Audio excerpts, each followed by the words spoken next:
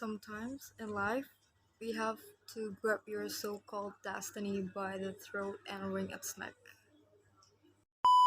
That was one of the lines written on the beginning of chapter 1 in the book I'm going to review. Hi everyone, my name is Archy Ketaren. I'm from class 1B of English Education Department. In this video, I'm reviewing a book titled A River in Darkness. The genre of this book is nonfiction and autobiography. This book is a story about the journey of a 13 years old Japanese kid who's trying to escape paradise on earth. Or should I say, hell on earth?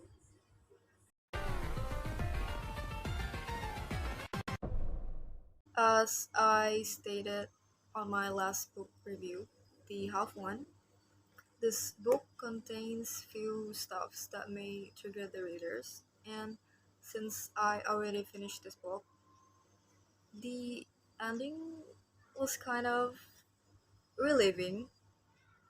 I cried a little, and trust me, it's not getting any better soon. So do not expect a real paradise. Remember, if you expect disappointment, then you can never really be disappointed. A River in Darkness was first published on year 2000, with original title Kita Chosen Daida Shutsu Jigoku Kara no Seikan. I'm sorry if I pronounced it wrong. It got translated to English by Martin Brown and Risa Kobayashi. Then the English version published by Amazon Crossing on January 1st, 2018.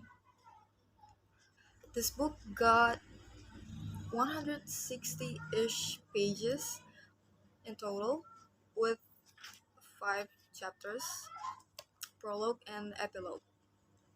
The prologue is describing about horrifying situation of Masaji when he was escaping North Korea.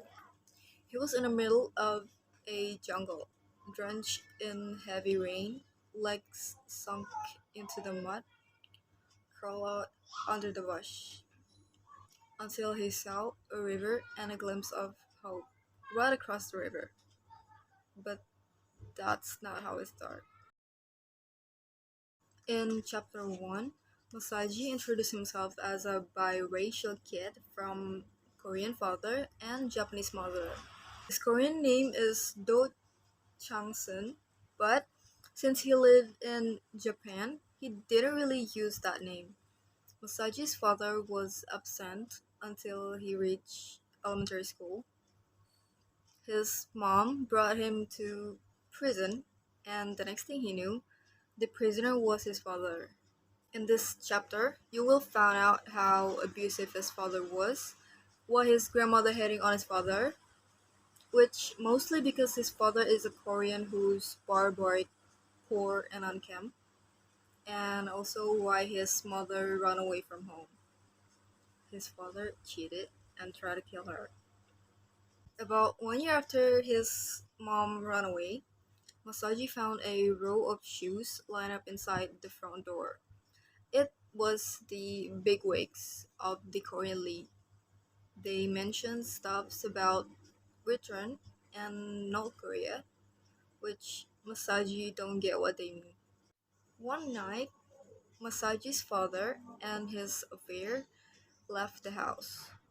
Masaji had no idea where they slunk off to, but then his father returned home alone. After that day, Masaji never saw his father's affair again. The next day, men from the league show up with his mother, make a promise with his father, and his mother agreed to return back home. Masaji was so stunned by this turn of events. Masaji worried that his father would start beating her again, but nothing happened. He stopped being abusive. Remember when the league mentioned stuffs about North Korea? On 1958, Kim Il-sung, the great leader of North Korea, gave a speech about return to North Korea because our fellow countrymen are discriminated in Japan. The expression of return to North Korea doesn't make any sense to Masaji because his father was from the southern part of Korea. North Korea didn't exist when his father was born. After Kim Il sung's statement, the General Association of Korean Residents started a mass repatriation campaign. The Korean and Japanese Red Cross Society secretly negotiated return agreement. Few months later, the first batch of returnees left the Japanese port of Niigata. Shortly after that, the people who affiliated with the league started showing up on Masaji's doorstep, persuading his family to make the journey. There was a line that says, "Did the International Committee of the Red Cross know about this? Did the United States? The UN? Yes, yes, and yes. And what did they do about it? Nothing." This sentence shows that the government actually don't care about real humans being involved. All they know was this mass migration was great news for both sides of the country. Japan get rid of the barbaric Koreans out of the country, while North Korea got some new people to rebuild their country after the Korean War. It's such a perfect women's situation, isn't it? After being fed with those seducing words by the League, Masaji's family finally decided to go to North Korea. The promised land, paradise on earth, they say, which totally the opposite of a paradise. It was a literal hell. They got no house, no running water, all they got was stuff they brought from Japan. But that was only until they sold them all out. They built their own house and worked their body off to live. They were discriminated because they were Japanese. Just when things get better, their house got burned. They have to start from the beginning. Not long after Masaji turned 19, he worked as a tractor driver and his mom got a letter from Japan. It was stated that his grandmother died. You think that just it? Nope.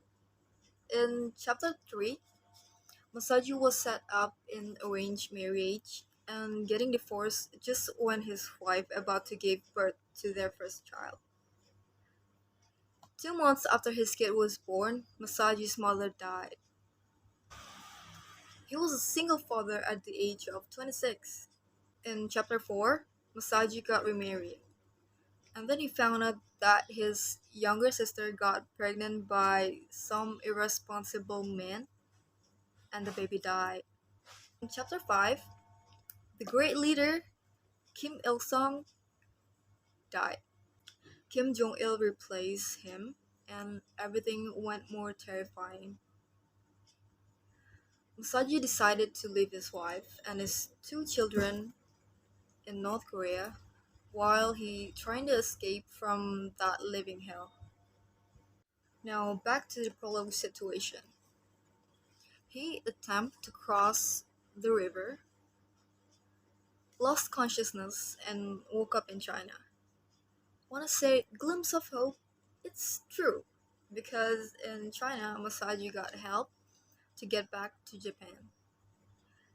As soon as he realized he was back in his place where he was born, it took him 36 years to get back home, but he finally did it. In epilogue, Masaji can't help but felt overwhelmed by the thought of getting his family out of North Korea, because sadly, he cannot go back to that one he loved place. Masaji Ishikawa really went through a lot. This book being published is a way to let people know what he has been through. We can feel the emotions and spirits he poured onto this book. I'm pretty sure it's not just me, but all the readers would be thankful about their life after they finish this book. The way we can't help but felt upset reading this. I really appreciate Masaji Ishikawa for his courage writing this book. It must have been hard recalling his past. If you like nonfiction or memoir books, I will recommend this book for you. This book will open everyone's eyes. It shows that life can be so difficult in certain countries, especially countries that have no democracy. This book is hard to read at times, but it also shows you the will to survive. A man who willing to risk all he got just to live a better life. I think that's it from me. That's my review. I'm sorry if there's any mistakes in my words. See you on the next book review.